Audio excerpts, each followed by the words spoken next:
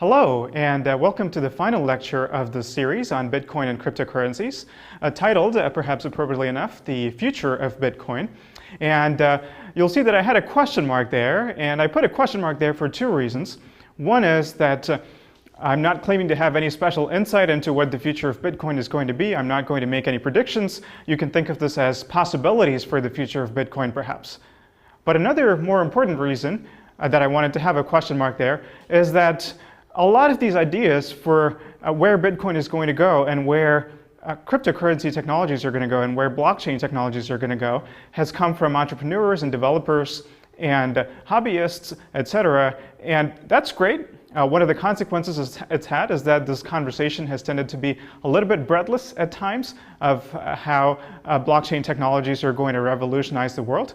And it's great to see that kind of enthusiasm. But as an academic researcher, one of my roles is to consider all of these proposals and to categorize them, analyze their pluses and minuses, and necessarily almost take a little bit of a skeptical view and so on. So I'll be doing that in this lecture as well. And that's the other reason I had the question mark in there. So we're going to be taking a look at these technologies, but also sort of analyzing them critically. Okay. So when we say the future of Bitcoin, that could be interpreted in a few different ways. One is thinking about how the Bitcoin system itself is going to change. Are there going to be major forks? And we've seen hard forks and soft forks before. We've seen what that would look like potentially. One could think about whether that's going to happen and what new features would go in if that were to happen. One could talk about efficiency and scalability improvements and so on. So modifications to the Bitcoin system itself. That's not quite the sort of thing that I'm interested in this lecture. In particular, what I mean when I say the future of Bitcoin is a set of ways in which blockchain technology can be used. It's been proposed to decentralize a variety of things: stocks, bonds, even property, whatever that means, we'll see. So in other words, people have looked at Bitcoin and went, we managed to decentralize currency. That actually worked. Let's decentralize everything. So it's this notion of decentralizing everything that we're going to drill pretty deep into. We're going to look at the technology, and we're also going to try to understand if that's a good idea for society, is it a good idea economically, etc. Okay, so what do I mean by this? More specifically, let's look at blockchain as a vehicle for decentralization. And I'm going to have a motivating example that I'm going to use to begin talking about this, but also come back to again and again in this lecture. It's going to be our running example. And this is something that's called smart property. Smart property is something that's been proposed, been around as an idea even before Bitcoin, but now it's taken on a much more concrete form. So let's look at what smart property is and how that would work and how that would be integrated with the Bitcoin blockchain. So here's the idea. Let's look at it through the example of a car and car ownership and selling a car and so on. So the first key idea is that the car is controlled by a cryptographic key. You have a digital key that opens your car, but further, there is some crypto that's built into it. How does that crypto work? The car has a public key that's hard-coded into it. And your key is going to have the corresponding private key corresponding to this public key. And therefore, perhaps when you approach the car, your key is going to automatically send a signed message to the car using, for example, Bluetooth. And the car, having the right public key, is able to recognize the authorized signature. And since only your specific key has the right private key embedded into it, nobody else will be able to fake that signature. And so you'll be able to approach and enter the car. So this is a foundational idea of smart property that we're going to take it to the next step, but this is where it starts. And this, I have to say, if you are going to make a digital car key, this is probably a really good way to do it.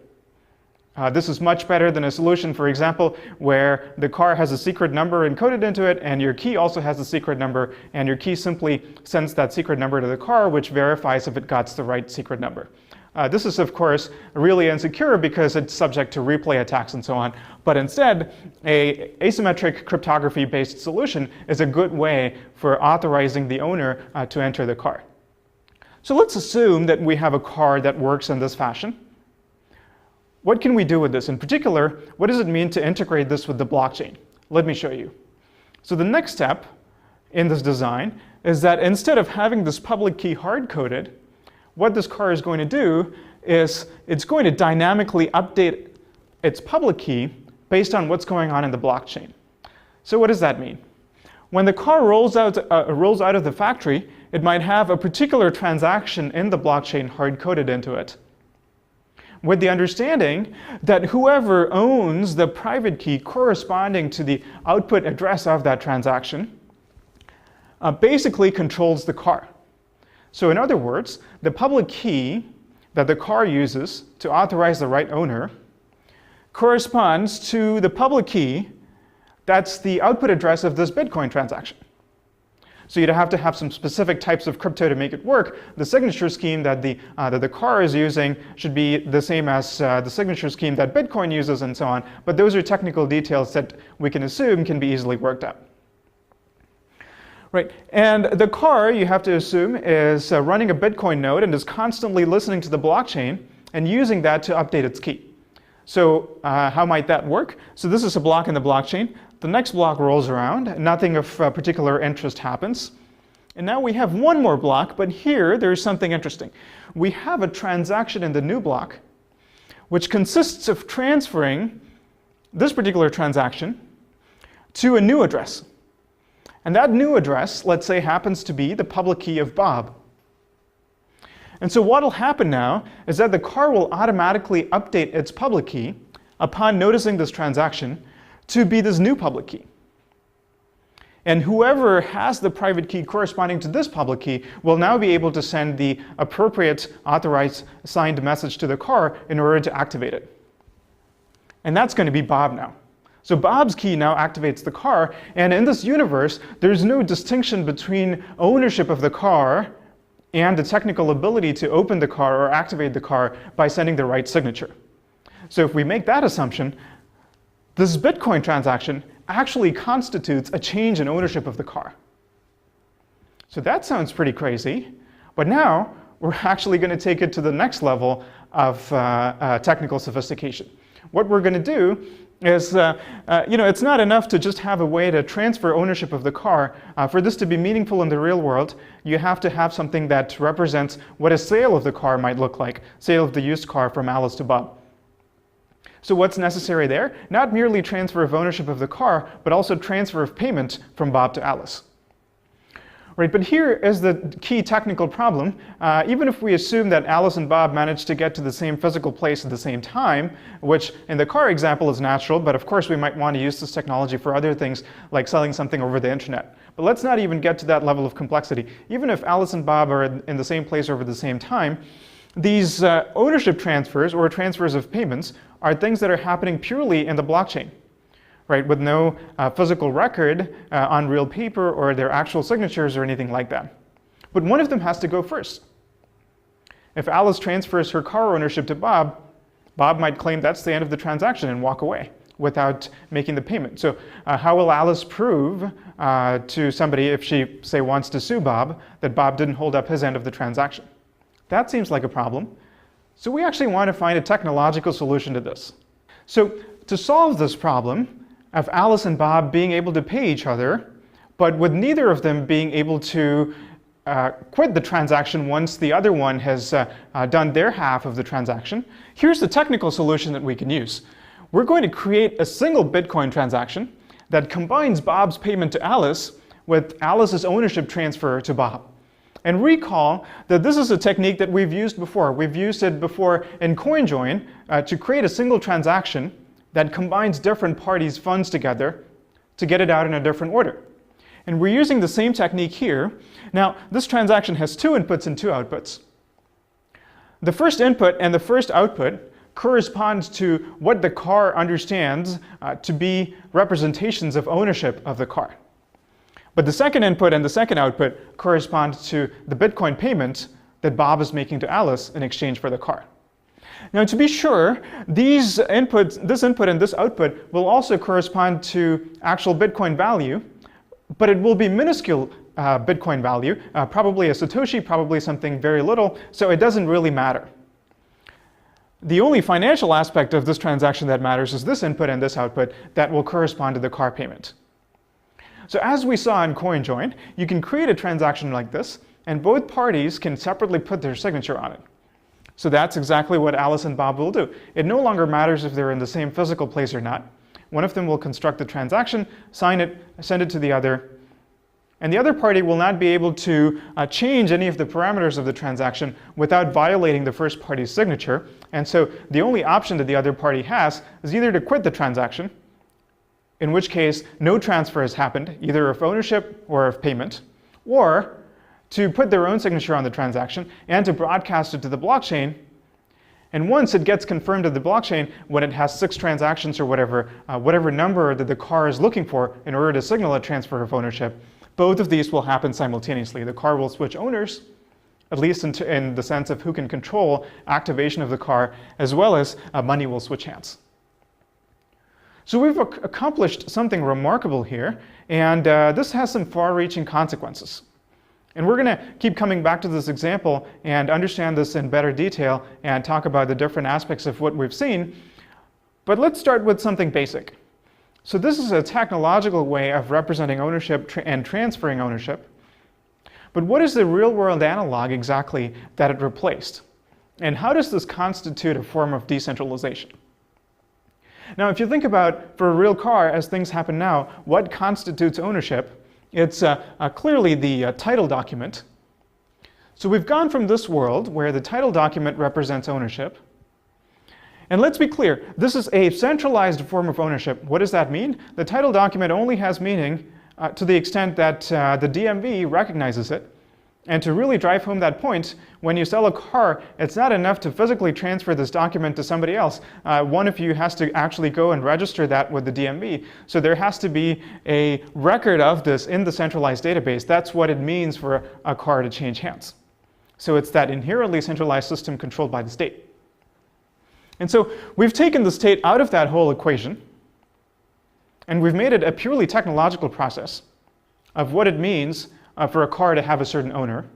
And furthermore, we've done this pretty cool thing, which is to inherently couple the transfer of ownership of the car and the transfer of the payment. And all this is a completely decentralized process in that there is no intermediary anymore. So we've achieved decentralization in the sense of disintermediation. This is one of the types or levels of decentralization that we're going to see in this lecture, and there are going to be several more.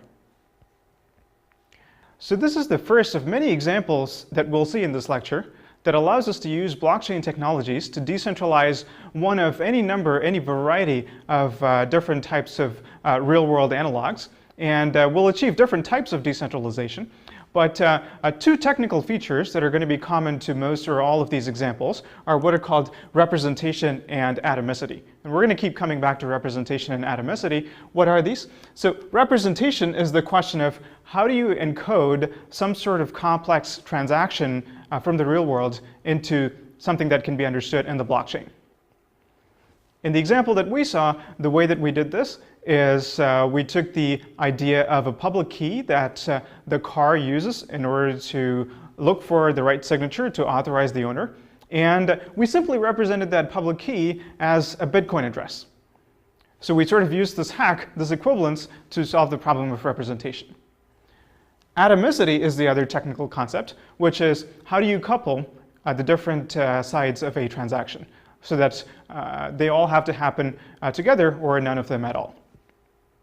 Atomicity is an important security feature. It's not the only security feature. We're going to see some others, and this sort of thing can happen without atomicity.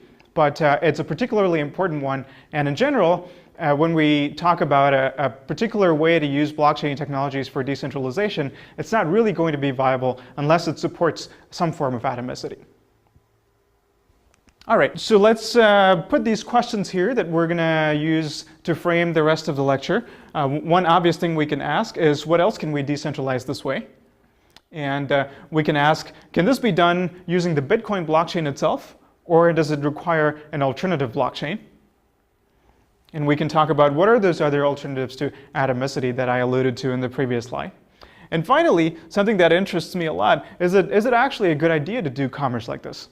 And what problems does it solve compared to the real world? Does it introduce any new problems? Is it good for society? Is it going to be feasible in a business sense?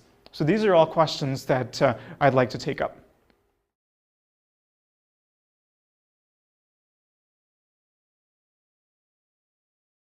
The first thing to look at, though, is what are the different routes to blockchain integration? So a lot of different routes to blockchain integration have been proposed, and in the Bitcoin community, you'll find people who are quite partial to one way or another. So let's look at 4 different avenues, and let's get a quick look at what some of the advantages and disadvantages of these routes are.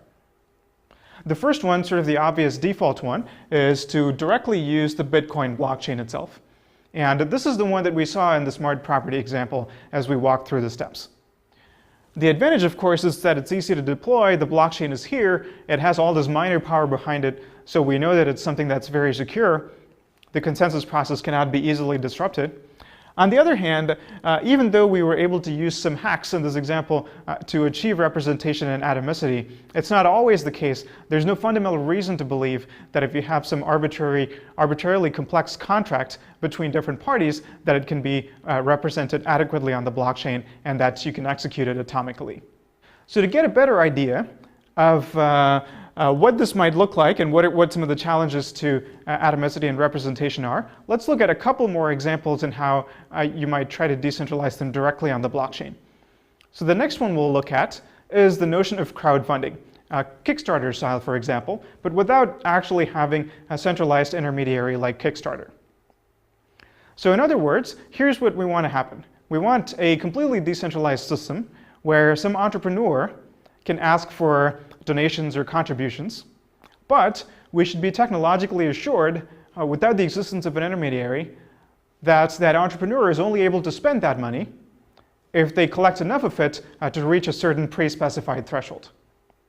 So here's how we can accomplish that technically, just using Bitcoin. What the entrepreneur will do is create a single transaction with an arbitrary number of inputs that can vary as the process continues, and a single output for, let's say, a value of 1,000.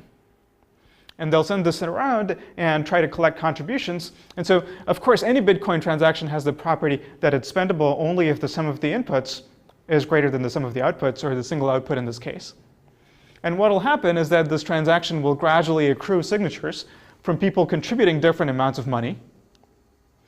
And each of the parties will only sign her own input and the overall output. And this uses some features of Bitcoin, some little used features of Bitcoin in order to achieve a transaction where you can produce only this limited form of signature. So the entrepreneur will go collecting these signatures, but the Bitcoin transaction will only be spendable if the sum of the inputs eventually reaches greater than or equal to the output value that's been pre-specified. So this is something that you can actually achieve today on Bitcoin, but already we see that it starts to get into some little-known corners of Bitcoin. It's not the everyday type of Bitcoin transaction. But now let's look at another example, which starts to get even more confusing. And here's what I'm talking about. This is something called paying for a proof, and let me explain it in this way.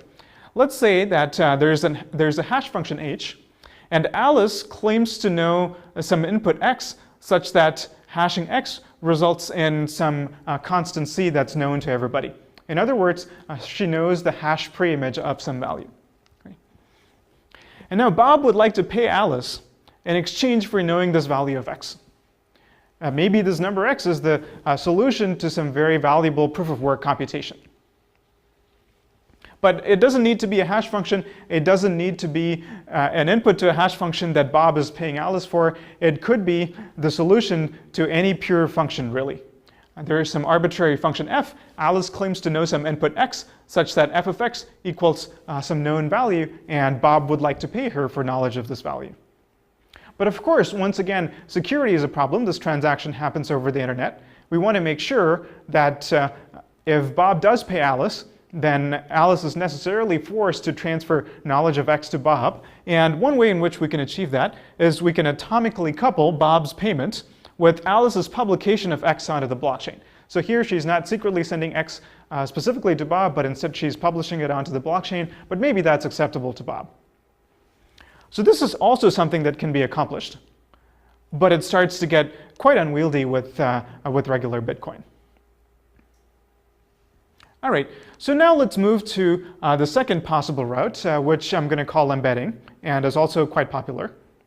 And what embedding is all about is it still uses the actual Bitcoin blockchain, But instead, it comes up with some sort of arbitrary, maybe quite complex representation scheme for encoding different real-world semantics into the Bitcoin blockchain. So one example of this is colored coins, which you saw in lecture 9. Colored coins are sort of similar to the representation of car ownership and transfer that we saw in the smart property example, but it's a little bit more elaborate in that in the car ownership example, the car doesn't need to scan the entire history of the blockchain. It just comes hard-coded with a particular transaction out of the factory, and then it merely watches each block to see if that transaction gets transferred. Colored coins are a little bit more than that. The color of a coin, as it were, is defined by its entire history and where its genesis comes from. And so colored coins are a little bit more sophisticated to implement, but at the same time, it perhaps gives you a bit more. In particular, one interesting thing that it gives you is that everybody can agree upon what sort of transaction corresponds to transfer of a car ownership, and there can be something else for ownership of some other type of objects, and you can define as many of these colors as you want. So everybody can look at the blockchain and know that a car sale has happened and how much was paid for it, but of course they don't necessarily know the participant identities. This could be regarded as an advantage or a disadvantage. And then there is also Mastercoin, which is also an example of embedding. It turns out there are a variety of ways in which, creative ways in which you can embed arbitrary data into the Bitcoin blockchain. Bitcoin has something called op-return, which is a type of script that allows 40 bytes of arbitrary data to be encoded. You can also use fake transactions with non-existent addresses. You can exploit multi-signature, etc., etc. So these are all possible ways in which you can encode data into the blockchain and thus embed your arbitrary transactions into the Bitcoin blockchain itself. Again, it has some advantages and disadvantages, more complex representations, obviously. But normally one might think that for getting more complex representations, you'd have to use an altcoin, an entirely separate chain altogether that allows those representations. But instead, what embedding allows you to do is combine the idea of getting complex representations with utilizing the security of the Bitcoin blockchain with all the mining hash power behind it. On the other hand, the scripting and atomicity are limited by that of Bitcoin itself. But the scripting could get even more limited than just using Bitcoin, because these new features that you have defined, these new representations, might not interact well with Bitcoin's existing atomicity and scripting properties.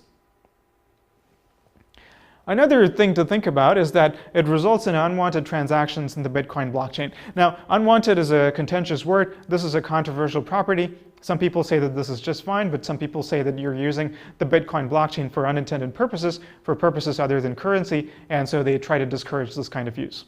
I'm not necessarily taking a moral stance on this, but just pointing out that these are the things that one wants to think about if you're using embedding as a vehicle for decentralization. Now let's move to the third route, which is something called sidechains, which you saw in lecture 10. I'll just summarize what you learned about in a single sentence. These are a sidechain is a merge-mined alternative chain. So it still utilizes some or all of the mining power behind Bitcoin. And the value of the currency represented by the sidechain is pegged in a one-to-one fashion, because a proof of burn in either chain allows you to redeem coins in the other chain. And the typical use that it's been proposed for is a Bitcoin testbed. People want to try out different interesting modifications to Bitcoin, and they want to do that without messing with the Bitcoin system itself, but still have interoperability of currency between these two systems. But perhaps we can use sidechains with enhanced scripting properties, let's say, in order to achieve some of these complex contracts and other things that one wants to decentralize. The advantage, of course, compared to embedding, which it's somewhat similar to, is that you're not polluting the blockchain. But the downside is that in order to even support the notion of a sidechain, Bitcoin modifications are necessary. So who knows if this is going to happen, but if it does happen, it could provide another interesting alternate route. So now let's get to the final route for decentralization, which is having a totally separate alternate chain.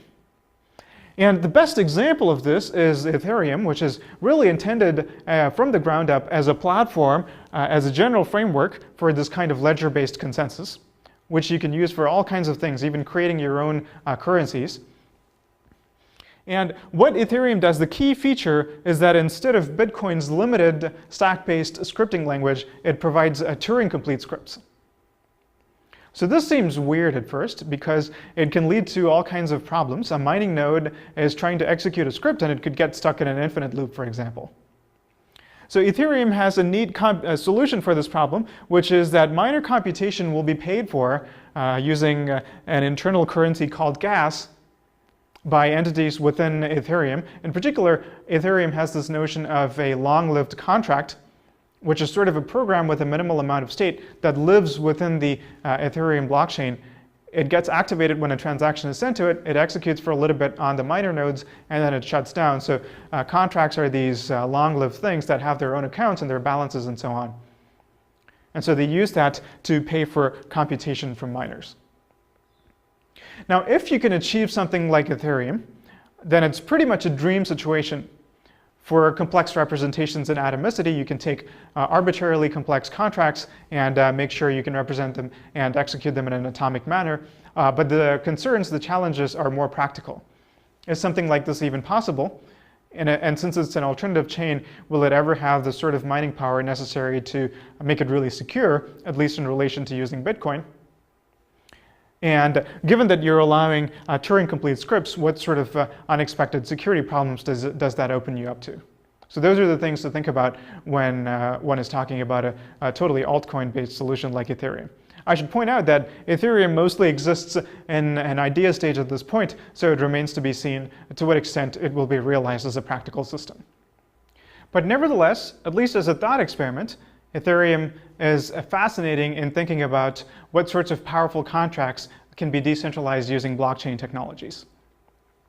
Coming back to smart property though, let's think about which of these approaches might be best. Well, from a conceptual point of view, any of these is powerful enough to accomplish what we wanted. But when you start to get to more powerful contracts, then there are going to be a lot of differences between the four approaches and the level of power and flexibility that they offer. But another practical consideration also to keep in mind is that various things like SPV, simplified payment verification proofs, are going to be more or less feasible in some approaches compared to the others. All right, now let's go back to the car sale example and ask what happens if there is a dispute about the sale of a car. Perhaps the seller sold a lemon car to the buyer and now they're not happy with it and they want to reverse the transaction. Recall from one of the early lectures that we learned about escrow transactions, particularly a 2 out of 3 escrow, where in addition to the buyer and the seller, there is a judge or a mediator who's involved. And how might an escrow payment look like? So the buyer is going to transfer Bitcoins not directly to the seller, but instead to a 2 out of 3 address, which is controlled jointly by the buyer, the seller, and some mediator or a judge. And the 2 out of 3 account has a property that if any two of them agree, then they can get the payment out of this intermediate holding address and get it back to either the seller if the transaction goes through smoothly, or back to the buyer if there is a dispute and the transaction needs to be reversed, but in no case to the mediator's account. They can't steal the money. So that seems like a pretty good technical solution that we can use to build some sort of dispute resolution mechanism on top of it. But you might notice that this seems to lose atomicity. This is a 2 out of 3 escrow only for the payment, but as we saw earlier, what we ideally wanted was to couple the payment with the transfer of car ownership itself. That also can be accomplished, but it really starts to get a little bit unwieldy at that point. Nevertheless, let's look at this sort of escrow and dispute mediation and compare that to the traditional real-world solution and see what that gives us. So how would dispute mediation happen in the physical world with an actual dispute about a car sale? It would probably go through the court system. The court system is, again, a centralized state-controlled mediation process. But what this gives you is the freedom to choose the mediator. This is entirely a private contract between these two parties, and they can choose that mediator to be whoever they want. Right? And this could be a good thing in some situations. In particular, you can argue that this notion of an intermediary for dispute resolution, which is the court system, has now been changed from a single entity that everybody must use mandatorily to a market, a private market, where different entities, different intermediaries can compete based on the perceived fairness, for example, of their dispute mediation process, as well as efficiency, low costs, et cetera, et cetera. There are, of course, a lot of challenges. This sort of situation immediately gives rise to huge conflicts of incentive between the mediator and one of the participants. They could be bribed, for example. So those are things to think about. But one key disadvantage I'll point to is that in the escrow process, forget about even how the dispute mediation happens. In the escrow process that you must use in Bitcoin to even enable dispute mediation to take hold, you have to tie up the funds for the period during which either of the parties is allowed to dispute the transaction. And that's a little bit of a problem. It's not a problem that you have in the traditional system. And the reason for that is that in the court system, if there is a dispute and one of the parties refuses to pay up, you have law enforcement. You can go after them. You have their identity. And that's something that's lacking in this system as well as in any of the alternative routes that we've looked at in order to achieve decentralization. And we'll return to this point again. But the broader point I wanted to make here is that while earlier we saw an example of decentralization through disintermediation, completely getting rid of an intermediary, this is also a different form of decentralization, but it's not disintermediation. Instead, we've replaced a single mandatory intermediary with the freedom to choose your own intermediary. And we've seen this before. We've seen this in a different context. In a previous lecture, you saw the notion of decentralizing prediction markets. And what we did in that situation is also we allowed, instead of a single party like Intrade running everybody's prediction market, we said anybody can now start a market. Let's really lower the barrier to entry. If somebody wants to run a prediction market for the next presidential election, go for it. And someone else wants to run a prediction market for the Super Bowl, they're free to do so. In fact, multiple people can run different prediction markets for the same event. There's nobody stopping them. So you have this competitive market for intermediaries.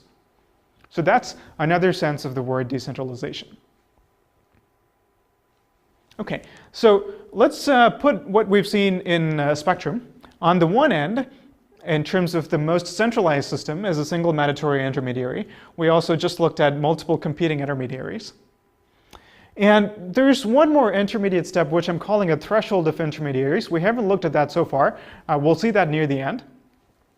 But finally, what we started out seeing with smart property is complete disintermediation, no intermediary. So I would put all of these on a spectrum. It's not completely distinct categories, but it's useful conceptually to sort of think of them that way. Now let's think about another aspect of all of the protocols that we've seen so far, which is security. We started out by saying atomicity is a very important way to achieve security. It's not the only one. We said there are going to be some alternatives, so what are they? So here are some ways of improving security. We've seen two of these, the ones in the middle, escrow with the dispute mediation, as well as atomic exchange, which completely automates the process. But there are others, and in fact, the most obvious one perhaps is reputation, where you don't have any particular technological security enhancing mechanism, but instead, these intermediaries or whoever the parties that you're interacting with build up reputations over the long term, and so they build some trust in that manner. Reputation is okay if in the absence of other security alternatives like atomic exchange, but it has some problems. First of all, the entity has to build up this reputation over the long run. Right? If whoever is the entity you're interacting with is completely pseudonymous or anonymous, then reputation doesn't even apply. And we see this problem even with real-world reputation systems. For example, restaurants or other businesses that obtain really bad reviews on Yelp might close and reopen, maybe in the same location, maybe in a different location, but simply rebranded. Right? So that's a problem in general with reputation systems. Also, for the party to accrue positive or negative reputation, there should be a way for establishing what they did right or wrong that just goes beyond he said, she said. So looking at Yelp again, It does work on a he said, she said model, which sort of works okay because there are real identities in Yelp, and people sort of have to use their real names, and of course businesses operate under their real identities. But here we're talking about a universe in which everybody wants to be pseudonymous, and so this sort of a model where it's one person's word against another might end up really becoming a non-starter. There are also problems with escrow and dispute mediation. We saw a couple in the way that escrow is done on Bitcoin. You have to actually tie up your funds and they become unusable during the time when either party has even the ability to challenge the transaction. And of course, dispute mediation leads to conflicts of interest and so forth. We've seen atomic exchange. Whenever it is technically feasible, then it's probably a good idea.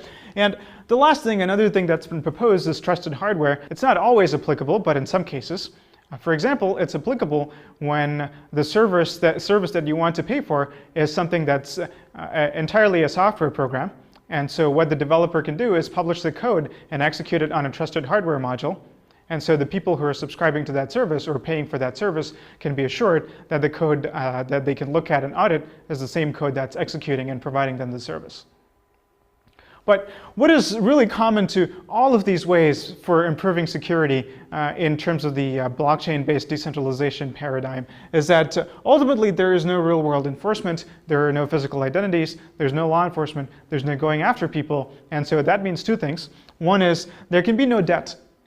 If we want to do dispute mediation, the lack of the ability for debt is the reason why you have to put in sort of a deposit and lock up those funds during the period when you want dispute mediation to be possible. Also, there are no punitive measures for misbehavior, so this really limits the sort of things you can do. So these are important limitations to keep in mind. Okay, one little thing that I want to point to is that in terms of the vocabulary of security, some people use the word trust minimization. I don't like this term at all. I feel that there's often a confusion between two things. One is the fact that cryptography is often used in contexts where, unfortunately, there's not much trust between entities. And so the lack of trust is a starting point and cryptography is a solution. This often becomes confused with, oh, now we have this hammer of cryptography. Let's try to use this to move to a world where nobody has to trust anyone anymore. And so trust minimization is not the goal. Lack of trust is not the model that we're hoping to move to. It is instead our unfortunate starting point. But really, trust is not really the right lens to look at it. It's not whether you trust the motives of some individual, but whether they're going to behave in the manner that they have specified. And it could be because not only because they're untrusted, but because they got hacked, et cetera, et cetera. So let's not really use the word trust and instead talk about security. All right, so let's summarize a lot of what we've seen so far. One of the things that we want to talk about in terms of decentralization is what is being decentralized. We've looked at a couple of examples, smart property, pay for proof, and so on. But we're going to see a lot more, so we haven't really talked about the first bullet. Instead, the three things that we've talked about in this section are what type of blockchain integration. We saw 4 examples directly on blockchain embedding, side chains, and a totally different alternative chain altogether. We talked about levels of decentralization. Again, we talked about 4 points on a spectrum ranging from completely disintermediated to completely centralized. And finally, we talked about different ways of enhancing security. So a key point that I want to make in this lecture, and you'll see through the next several slides, is that asking these 4 questions gives you a powerful and generic decentralization template that can be used to understand and succinctly represent almost any of the proposals that you see in the Bitcoin community for blockchain-based decentralization. Let's go ahead and see some examples of this. Let's go back to smart property once again. So what is smart property? It decentralizes the notion of property ownership and trading, which are 2 related but somewhat distinct things. And it decentralizes in the sense of disintermediation. You don't need an intermediary anymore like the state or the DMV. And in the example that we saw, it was achieved using the Bitcoin blockchain itself, but you could achieve it using any of the other 3 methods. And finally, the key security principle that we used was atomicity in tying together the payment with the transfer of the car ownership. Now let's look at another example, which is also something we alluded to a bit earlier in the lecture, which is prediction markets. So of course it decentralizes a centralized prediction market like InTrade. And it does so in the sense of competition. It doesn't get rid of the need for some entity to run a prediction market, but instead it allows anybody to do that. It lowers the barrier to entry, and different people can run different prediction markets. And it was done using an altcoin. And again, the security property was atomicity, in that the two parties to a trade of a share in a prediction market are coupled together using this atomic property that ties together the transfer of the share with the transfer of payment. Now let's look at a quite different example. This is something that's called storage A, proposed by Greg Maxwell, who claims it should be proposed storage, but I'm going to ignore that because it's going to be just confusing if I call it storage. So what this is it's sort of an agent that lives in the cloud. And what do I mean by agent?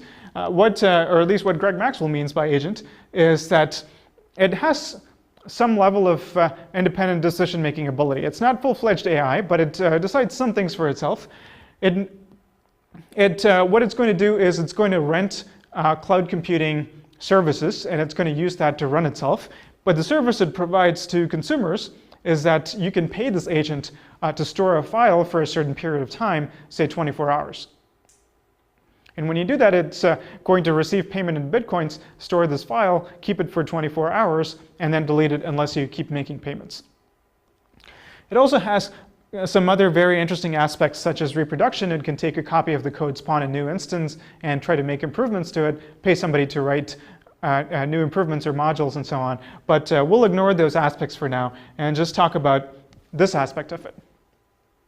So what is storage A, and can we look at it through the lens of decentralization? It turns out that we can. So storage A decentralizes the notion of file storage and retrieval, which you can do today through Dropbox, for example. It's decentralized in the sense of competition. You still need an intermediary very much, which is this agent. And the payment is done using Bitcoin. And finally, the security mechanism that you have is just reputation. There is nothing in particular in the storage A proposal that, for example, atomically couples your payment for storage with the actual act of retrieving the file. So that's storage A. Let's look at more examples. In fact, we can even consider zero coin, for example, which we saw in a previous lecture through this lens. So zero coin is a way to decentralize the notion of mixing. Instead of having a centralized mixing service where you put in your coins and just hope that you get it back, it's decentralized in the sense of disintermediation. There is no mixing intermediary anymore. The mixing is accomplished purely through cryptography. You don't need to trust anyone. It's enforced just by math and by consensus. And it's done using an altcoin. It's not quite compatible with Bitcoin unless there is a fork to Bitcoin. And the security property is atomicity. What does this mean? The notion of burning a base coin in zero coin and actually getting a zero coin in exchange for it are atomically coupled through the same transaction. And the same goes for later redeeming a zero coin. And that's where the security comes from. That's why you don't need to trust anybody. And that is, of course, accomplished through zero-knowledge proofs. So we've seen this powerful template that incorporates these four factors. And we've seen some examples of how systems that we've already looked at fall into this pattern of decentralization. In the next part of this lecture, we're going to look at a variety of new examples of things that people have proposed can be decentralized using blockchain technology, and we're going to use this sort of template to analyze them.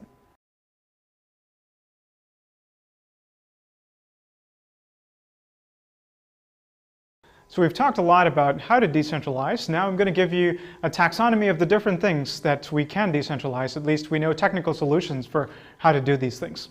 And this is where a lot of the excitement is around for using blockchain technologies. So the first category is things that are purely digital. And perhaps the most basic example of this is name mapping. What do I mean by this? Namecoin is a good example. It's a mapping between human readable names and addresses. And so as long as you have something that's purely digital, it's a simple matter to use consensus technologies so that different participants can enter new values into the system, change values, and so on, or read values back, and the blockchain can be used as a record of the current state of that mapping. So the next two are storage and proof, which we've seen earlier in this lecture, storage A and the pay for proof idea that we saw earlier. And these are sort of complements of each other. One is paying for storage, of course, and the other is paying for computation. You can also have random number generation. What does this mean? This is something you saw in a previous lecture, using Bitcoin as a beacon. So a beacon is something that ahead of time nobody should be able to predict, but once the beacon value has been generated, everybody should be convinced that the value was in fact generated truly randomly. So again, Bitcoin is a good vehicle for doing that. And lotteries, at least if you're talking about lotteries where the payment and payout is denominated in the currency of the blockchain itself, then running a lottery reduces to a random number generation problem of picking one of two input addresses of a transaction to use as its output address, basically. That's what it translates to. And so you have centralized Bitcoin lottery systems like Satoshi dice, but certainly it's fairly easy to imagine doing these in a decentralized manner as well. Let's move on to the next category, which is things that aren't inherently digital, but can be represented digitally. This is a big category, real-world currencies of all kinds, stocks, bonds, and other assets, and so on. And this is where perhaps a huge amount of the excitement is of how to use blockchains for other things. And so what does this mean? Let's look at colored coins as one example of the specific mechanisms that you might use for decentralization. If a particular color were to represent a particular currency and some other color were to represent a stock of a particular company, et cetera, then you have all these assets that you can transfer between participants and you can pay for and so on. And so you have a trading of any of these assets, and also you can have atomicity between the trade of the asset and the transfer of payment. That all sounds well and good, but here's the real problem. What is the mechanism to ensure that what you're calling $1 in terms of colored coins is actually worth $1? That could happen if some bank or some consortium of banks agrees that they will back using their deposits to their physical bank accounts, the corresponding colored coin. If there is some entity that promises that one-to-one pegging, then you're good. Similarly, if there is a company that agrees to actually release stock in a digital form, or agrees that they will treat that digital stock as equivalent to their physical or real-world stock, then you're good. But otherwise, all that you've done is invented some new thing that you're simply calling dollars, for example, but whose price is floating freely with respect to actual dollars. So in other words, you've just invented a new currency, and inventing a new currency is not an accomplishment at this point. And in fact, we have a surfeit of these things using blockchain technologies. And so that's the real challenge here. It's not so much representation, but this economic problem of actually ensuring an equivalence to the real world analog of this. And most of the proposed solutions for this don't solve that harder problem, except maybe one, which we'll look at near the end. Let's look at the third category, which is smart property ownership and trade, which is what we started by looking at. We can decentralize that using smart property and atomic exchange. And these two are, ownership and trade are related. They're not quite the same thing, but you can't completely separate them either. And hopefully the discussion at the beginning of the lecture has given you a good understanding of how to decentralize this. Now, the fourth category is going to be more complex contracts. Trade can be thought of as a very simple contract. You give me this object in exchange for a certain amount of money, but you can have more complex contracts like crowdfunding, which is also something we've seen, but also financial derivatives, which is another big area of excitement. So what are financial derivatives? Derivatives have an underlying asset, and the value of the derivative depends in some way on the price movements of the underlying asset. The key thing about a derivative, you can think of it as sort of a conditional statement that depends upon the price of the underlying asset, some time in the future, and so forth. And using this kind of language, you can express quite complex statements. An example would be, you can have a contract between two parties that says, for this asset, if the value goes beyond $5 past a certain date, then for every dollar that it rises above $5, you owe me $2. So that would be a way to hedge your belief that the value of this asset is not going to rise beyond $5.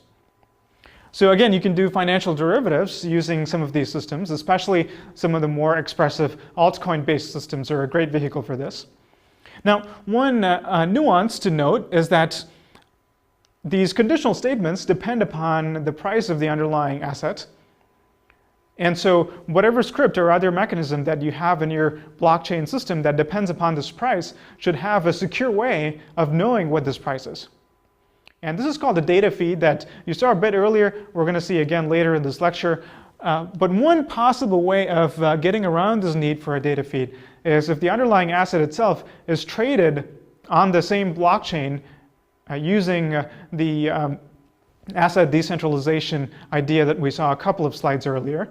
And so if that is happening, then some sort of price discovery might be possible. But again, you have to worry about whether this price that you're discovering through the blockchain itself is reliable or whether it could be hacked by somebody creating artificial transactions and taking both sides of it, for example. So this is all not quite fully understood, but there's a lot of excitement around it, a lot of proposals, and it's certainly possible that sometime into the future this is going to get much better worked out. And we might have some sort of working system for trading in these things. So the next one is something that's even more in the sort of vague idea or proposal stage, but also there's a lot of excitement, which is decentralized markets. So let's talk about markets and auctions for a second. Let's forget about decentralization. Let's look at some real-world examples of things that act as markets and see exactly what features they provide in order to gain a better understanding of what it means to decentralize them. In fact, let's look at 4 examples. A used bike store is basically where you go and sell your bike, and so you have a separate transaction with them selling your bike for money, and then they have a separate transaction with somebody else reselling that bike, and you don't directly interact with the person who eventually rides away with your bike. So that's one model. Another model is eBay, which only matches participants and routes payments. PayPal is a payment processor. They don't match participants, but another function they perform is that they do a limited level of dispute mediation. And finally, you have the Craigslist model, where they're not actually involved in the exchange at all in any way, except for matching participants together. So we've identified several different functions that these markets give participants, and let's see what we know so far about how to decentralize each of these functions and what to do about the rest of them. So the most obvious one is payments, and of course we have cryptocurrencies for doing those. We have transfer of actual goods, which we can use smart property for. And further, we can leverage atomicity to couple the transfer of ownership of goods with the transfer of the payment. And we know how to do a limited form of dispute mediation using this escrow process. But what we've not seen so far at all is how to match participants who want to take different sides of a trade. And that's what I want to tell you about now. So now I'm going to show you a not fully fleshed out idea, but hopefully enough to give you an intuition, an idea for how to do this kind of decentralized matching. Let's go back to the car example. Let's say Alice wants to sell a car. What she's going to do is she'll create a transaction, a partial transaction, not a fully complete one yet, that contains the necessary information for a transfer of ownership, as well as the sale price that she wants, the minimum price that she'll accept, and broadcast it onto the network. It's not a complete transaction yet. It won't get onto the blockchain, but it will get broadcast nevertheless. Now, the counterparty, someone who wants to buy the car, is going to find the transaction, determine that it meets their criteria for a car that they want to buy. Perhaps this transaction has encoded information that has a web page, or just within the encoding itself, all the things you need to know about the car that you want to buy. So as I said, it's not a fully fleshed out idea. So this counterparty completes the transaction, they assign it, and then they broadcast it once again onto the network. At this point, the transaction is complete. It has all the information that it needs to get onto the blockchain, and so the transaction is automatically complete. Of course, this is a bit of a crude idea. It's hopefully enough for you to get the picture. One wouldn't necessarily want to do it this way. For one, it's very inefficient. Every partial transaction that represents somebody wanting to sell something needs to be broadcast to everybody in the network. But other than that, there's not a whole lot of control in the matching process. But it's something. It's a basic way to decentralize this idea of a buyer finding a seller. There is a variant you can use, which is that instead of partial transactions being simply broadcast onto the peer-to-peer network, you can have partial transactions under your chosen representation, but nevertheless are complete transactions in terms of the underlying encoding onto Bitcoin. And so you can have these offers for the car, for example, be an actual complete Bitcoin transaction that gets onto the blockchain. And so only when it gets into the blockchain will it get noticed by potential sellers, and then they will continue to process that and take it to the next stage. A variant of this is the auction, where you create your transaction in such a way that the buyer cannot simply complete the transaction, broadcast it onto the network, and finalize it. Instead, what they'll have to do is they'll have to assign it and then return it back to the seller or the auction creator, who will then further need to sign the transaction in order to be fully valid to then complete that transaction. And this allows the seller to acquire different bids from different potential buyers and pick the one that she likes best. Another interesting variant of this is the double auction. A double auction happens when you're buying and selling stocks, for example, where it's the offers are coming from both sides, the offers and bids. And so what you need is some party in the center that's matching these offers and bids together. So one way in which you can achieve that is you can actually have the miners to match these orders that are being broadcast onto the P2P network. And you can allow the miners to keep the bid-ask spread, which is the difference between the bid and the ask. And one good property of doing it this way is that it avoids miner front-running. What does that mean? It means that when the miner finds a really good offer, then they can ignore the bid that's coming from some other participant in the network, create their own bid, and complete the transaction and get a better deal than they otherwise might have. All right, so now let's move on to data feeds. We looked at this a little bit earlier. Let's look at it in a bit more detail. You've also seen it in a previous lecture. Data feeds are a way for what we'll call arbiters to assert real-world facts into the Bitcoin blockchain. And there are some very natural applications of this. If you have a feed of price movements that allows you to implement derivatives, if you have feeds representing outcomes of events that allows you to implement prediction markets, and so on. So data feeds are not necessarily interesting for their own sake, but for the things that they can help you implement. So allowing these arbiters to to assert these facts is already a step better than having a single designated entity that's going to create all of these data feeds. So this is a form of decentralization in the sense of competition between arbiters. And this is what we saw in the example of decentralizing prediction markets. There are also other means that one can use in order to improve security here. You can use trusted hardware. For example, you can write a script that parses finance data, for example, from finance.google.com and uses that to create a data feed of stock movements. And what you can do is you can put that on trusted hardware so that anybody can verify that the script is actually doing what it's claiming to do. This still leaves other things that you have to take on trust, for example, that Google is not lying to you or somebody is not tapping the connection between the script and Google. You have to rely on HTTPS for security, et cetera, et cetera. So those are not perfect solutions. There are no perfect solutions here. Ultimately, data feed require somebody to actually do the act of importing from the real world into the blockchain. But here's something interesting we can do. With data feeds, we can have a threshold of different arbiters. And that's particularly useful because inherently there are big incentives to lie for these arbiters when the data feeds that they're putting onto the blockchain affect the outcome of contracts, for instance. So what do I mean by a threshold of arbiters? Let's look at a concrete example. Here is one way to implement a data feed. A centralized version, or a somewhat centralized version where you still have individual arbiters, there's competition between arbiters and so on. How that might work is, let's say there is an event E with outcomes X, Y, and Z, corresponding to maybe the presidential election or something like that. Then this event E corresponds to this transaction in the blockchain. Everybody agrees upon this representation. And when an outcome happens, this transaction will be transferred to one of three different addresses corresponding to X, Y, and Z.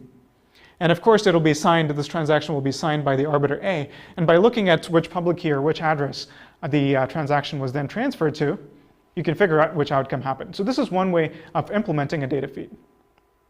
How can we decentralize this data feed in terms of a threshold of arbiters? Let's say that we want these arbiters to be able to declare an outcome only if 2 of 3 such designated arbiters agree that X is actually the outcome that happened and not Y or Z. So how can we implement that? Recall that Bitcoin has a multi-signature feature. So what we would do is we would make sure that this transaction output is a 2 out of 3 multi-signature address that is controlled by these 3 different arbiters, A, B, and C. Each of them has one of their corresponding private keys. And so if only if 2 of them agree, let's say A and C, then they will be able to create this transfer transaction. So that's a way of decentralizing this notion of a data feed.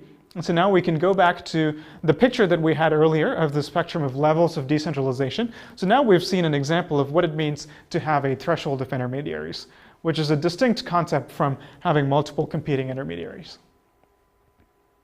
Let's now move on to another thing you can use blockchain technologies to decentralize. This is something there's been a huge amount of hype about, called autonomous agents. What are autonomous agents? Different people have proposed this, and so in different conceptions there have been different set of features that have been proposed, but here is a good set to focus on. One is that these agents will be able to enter into contracts with other participants. They will have data feeds from the real world as a way of having real world input into these contracts. And these agents might perhaps have shareholders or some other manner in which humans can vote in order to change the rules by which the agent operates. So that's a key distinguishing factor from many of the ideas that we've seen before.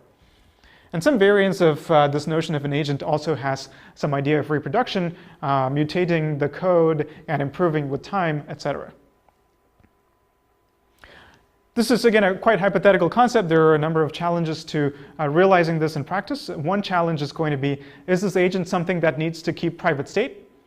Or is it something that will purely execute on a transient basis on the minor nodes? And if it does need to keep private state, where is that going to come from? And how can we decentralize that? Is it even meaningful to talk about decentralizing it?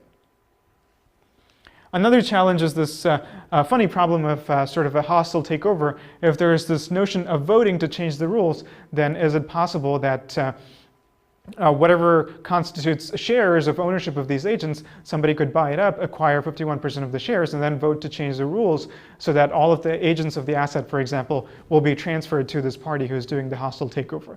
And is this a problem? Should there be defenses against this? So there are a number of open questions here. I will make one point, though. People call these decentralized autonomous agents, the decentralized vision or the version of this. They also call it decentralized autonomous corporation. This is not a technology that I like very much. I feel that this vision of decentralized agents misses all of the important or salient features of a corporation, which is all the legal backing that goes into it, and so gives it a certain kind of rights and responsibilities in the real world, whereas we're in this parallel universe where everything has to be defined and enforced by technology, so I don't feel it makes a lot of sense to call it a corporation. Agent is the term that I prefer. All right, here's the final category that I want to tell you about. And this is quite interesting because at first sight it might look like there's really no way of achieving decentralization here. So what are we talking about? Exchanges.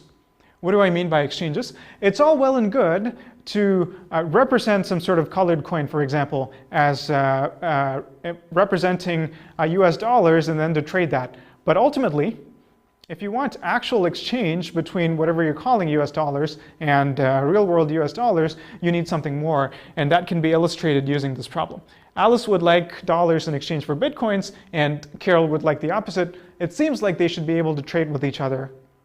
But there's no real way of doing it over the internet in a situation where they don't trust each other, because one of them has to send the other Bitcoins and then hope that this person is going to mail them cash or use PayPal or whatever other way of transferring real money. What do we do about this? Well, maybe they have a mutual friend, Bob. Then this simplifies things a lot. What they can do is Alice can have a separate transaction with Bob. And since Alice and Bob are friends, Alice can send Bob Bitcoins and trust Bob to send dollars over some other mechanism, or even meet in person later and send dollars. And then Bob can do a similar transaction with Carol. So this intermediary has neatly solved the problem. But this still seems to have a lot of limitations, because they need to have this mutual friend with each other. What if they're on opposite sides of the world? So here's how we can solve that. First of all, we can make this a bit more efficient. Instead of calling this a transaction where Alice sends Bob Bitcoins and Bob sends US dollars back to Alice, what we can say is that Bob simply sends Alice some kind of digital token representing the fact that he now owes her some amount of money, let's say $100. And we know really well how to do this. This is exactly the same as some sort of digital asset. We know how to represent this in a variety of blockchain-based technologies. And similarly, Bob can have this transaction with Carol. So the only thing that would actually happen is Bitcoins changing hands, as well as this new relationship of debt being represented in the system.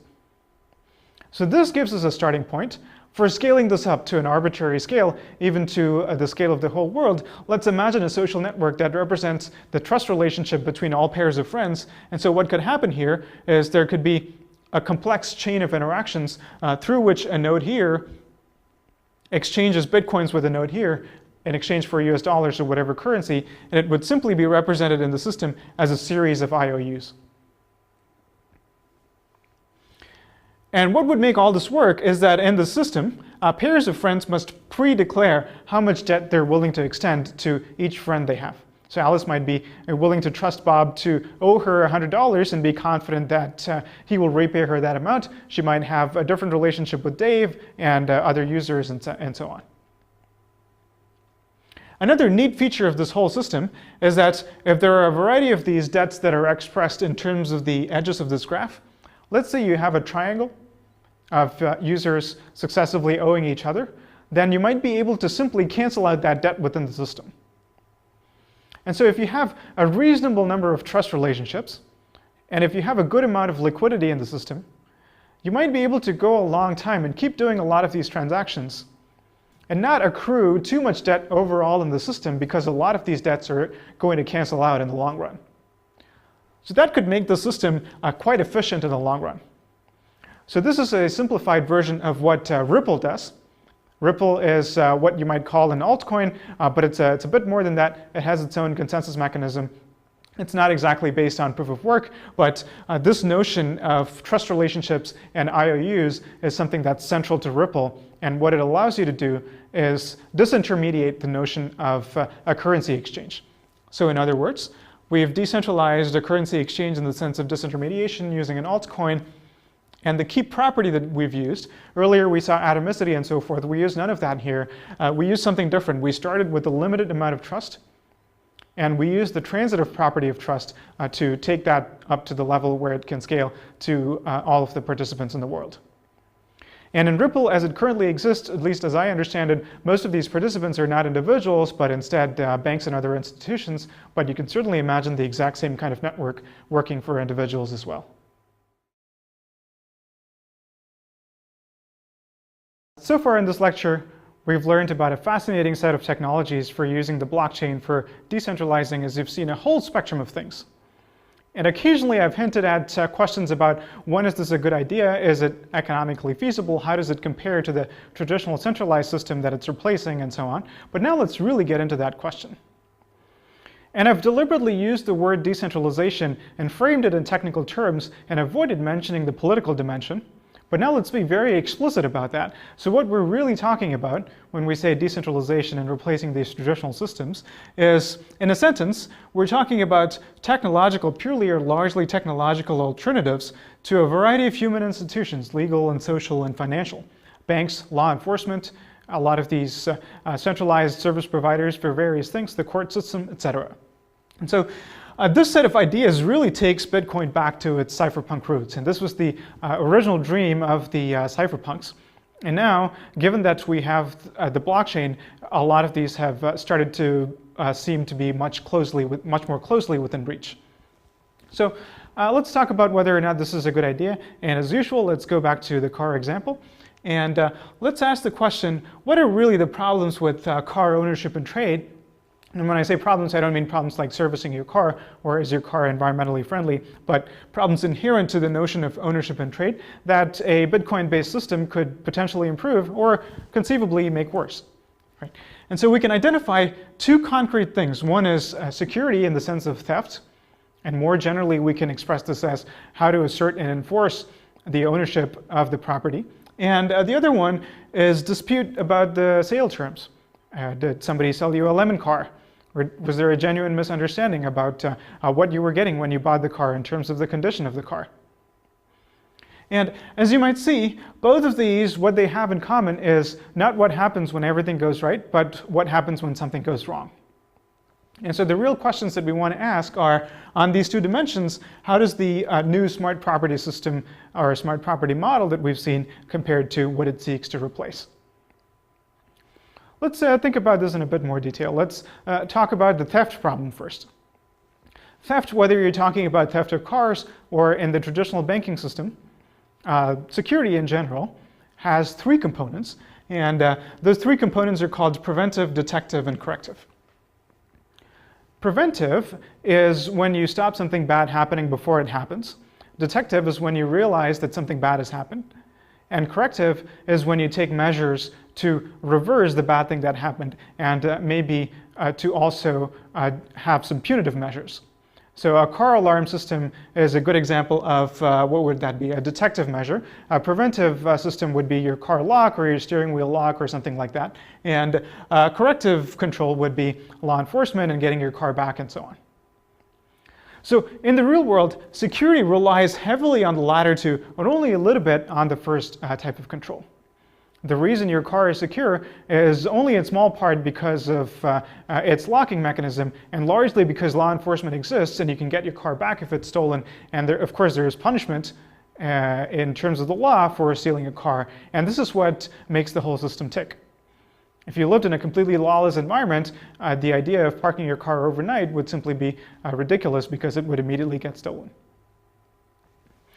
So that's the model that we started from. And of course, the real-world solution relies pretty heavily on law enforcement for a number of these things. And we want to move to this smart property-based model, where if you think about it, most of the focus is going to be on preventive measures. Right? Because the notion of ownership becomes almost identical to the notion of who has the right private key to control the car as it's expressed in the blockchain. So it becomes quite hard to imagine how any of these systems would work, at least in the way that we describe things. And this seems like a bit of a problem. We're taking this complex notion of security that relies on several different factors and putting most of the onus on preventive measures. It's actually a bit worse than that, because now we've also introduced the software security problem, the problem of actually keeping your Bitcoin wallet or your Bitcoin key, or the key that controls ownership of the car, secret and protected. So what we have is that we have to live with the fact that Bitcoin security is going to be an unsolved problem for the foreseeable future. Why? In part because it's partly a human problem. Software security is partly a human problem because writing bug-free code is something that we've endeavored to get to for decades, but made very little progress. It's also partly a human problem because it relies on users being very careful about security. And what this boils down to is introducing a new problem of software security to the traditional security problem of physical theft of the car. And so if you rely on this excessively, of course, it can cause serious problems. You might end up in a situation where a loss of your key that protects ownership of your car now results in your car turning into a brick. Of course, there are solutions to that. Of course, you can have fallback mechanisms. But inevitably, these fallback mechanisms seem to take us toward intermediaries, toward decentralized systems, and thereby chipping away at the putative benefits of this decentralized model that we moved to. So let's go to the other aspect, which is what happens when there is a dispute about the sale of terms. So as we saw earlier, in the real world, this is resolved through the court system. And this is not only complex, but also fundamentally a human problem, not just partly a human problem, but it's fundamentally a human problem. And the court system has evolved over a long time, and it's really good at this. And I want to tell you a personal story, and I found this out for myself in a very practical way one day, many years ago, when I went to pay a parking ticket. And after I paid the ticket, I noticed a sign that said, "Court is in progress, keep your voice down." And I was curious about that. I asked the clerk what was going on and if I could go and sit in on the court session. See, she seemed a bit amused by the request, but she said, sure, it's open to the public, go on in. So I went in, and funnily enough, the court was in session, and it was a case about a lemon card that had been sold.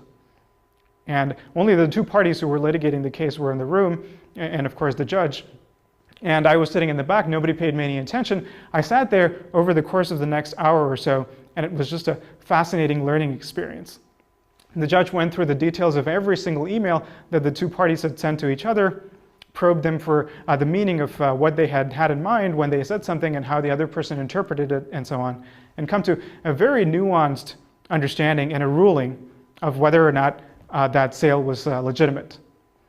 And I realized at that moment that even legal contract terms, as verbose as they might seem, don't even come close to capturing the complexity of what goes on in a real physical transaction between human beings. And ultimately, you need a very highly evolved dispute mediation process with real experts, like a judge, who are trained to look for these things and study these things to be able to render decisions that everybody is going to accept and be satisfied with. And so in this model, we're proposing that we're going to do dispute mediation in very different ways. And certainly, this new model has certain advantages. You can choose your own mediator and so on. But you have to ask, what are we giving up here? And how big a problem is that going to be? Let me give you one more example of what I mean when I say that security and dispute mediation are human problems. We looked at crowdfunding earlier. And the security property that we wanted was that if a variety of people send money to the entrepreneur should not be able to cash in on that unless the sum total that has been contributed exceeds the pre-specified output amount. Well, that's all well and good, but if the entrepreneur does meet that amount, then they can still take the money and run. Ultimately, if you don't trust them to deliver on their promise, then the system doesn't work, and you cannot technologically enforce that they will actually provide the public good or whatever it is that they promise to give you. And so that seems like a problem, and so the technology only seems to be solving a small part of the problem here, and not even the interesting part of the problem. So let's recap a little bit what we've seen so far. In the smart property way of doing things, it looks like the interesting problems are social problems, things that are triggered when something goes wrong. And technology doesn't seem to solve that aspect of the problem. It's really good at taking what happens when everything is going according to plan and maybe making that more efficient. In fact, it seems to have made some of these hard problems even harder to solve by moving to an automated model where it's quite hard to even layer on dispute mediation and other human processes that we might want to have in the picture. And even worse, it seems to have introduced new problems, for example, software security, in addition to the physical security of your car. Now, let me be very clear. I deliberately picked this car security and car sale example as sort of an extreme way of illustrating why we really need these human institutions. I'm not saying that anyone in the Bitcoin community is suggesting that we should sell our cars this way, although the technical idea has certainly been discussed a lot. And I also want to be clear that this model certainly does have some advantages. Let's look at what some of those advantages are and in what kind of context it might apply. So here are some possible benefits of smart property. The first one is certainly efficiency. And this might be particularly useful for small transactions. If you're selling, for example, your smartphone, your laptop, or something like that, not something as valuable as a car, then if there is a dispute, you're very unlikely to actually litigate that. And so if you have a purely technological enforcement mechanism, that gives you something that's a stronger sense of security than simply shipping goods to someone over the internet and hoping for payment back, then that's a little bit of a win. You also get anonymity and privacy. Maybe it's important for you to ship something to someone without actually knowing their identity, and that's not really possible to do in the centralized intermediated model, because for any sort of mediation, you need to have people's identities. And third, this is something we discussed earlier, the freedom to choose a mediator. Now, I contrasted with the court system, which is this very sophisticated and very trusted process that we've all agreed upon. And judges go through a very rigorous evaluation. They have conflict of interest rules to abide by and so on. So maybe that's not the right comparison. There are other contexts today in which, for example, PayPal acts as your mediator. And they're a private company. And they have a near monopoly over certain types of payment processing. And so you're stuck with this mediator that's a private company that's not subject to public oversight or scrutiny, but at the same time, you're forced to accept a result of that mediation. Maybe if we take that situation and introduce this notion of competition between mediators, then maybe that's a win. So these are some possible benefits.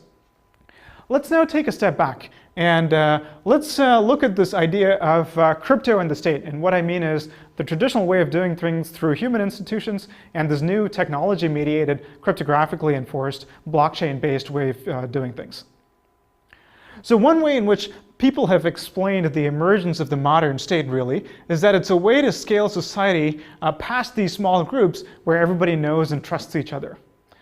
The curious thing about that is that it's very similar to the benefits that are touted for the cryptographic way of doing things, in that you can have these transactions over the internet where you don't necessarily trust the other person. So the state and crypto really are delivering a very similar kind of benefit at the end of the day, even though through very, very different mechanisms. Now the thing to realize is that dismantling the state is not an option. And a lot of the discussion around it frames the technological way of doing things necessarily in opposition with the traditional way of doing things.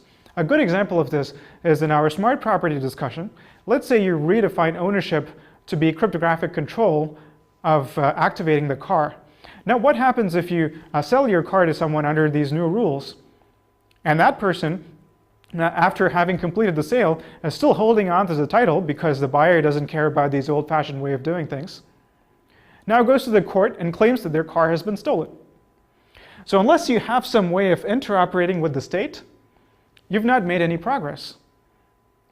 Because in a democratically elected society, people want these human institutions and are not okay with dismantling them and moving to this new model, regardless of what the benefits and disadvantages are. And so what we should try to do is to try to make the two work together. And that, I want to leave you with as the final thought, is where I think is the really big opportunity for these Bitcoin-based decentralization solutions. First of all, we want to find compelling use cases for decentralization. It's simple to say that something will get decentralized simply because the technology exists, but that's not how it happens in practice. You have to have a compelling economic case for it, and in particular, from a political perspective, there are certain use cases that one might look for. When a state regulation of some market is particularly inefficient, for example, or when there's a state abuse of power in certain contexts, or too much inefficiency.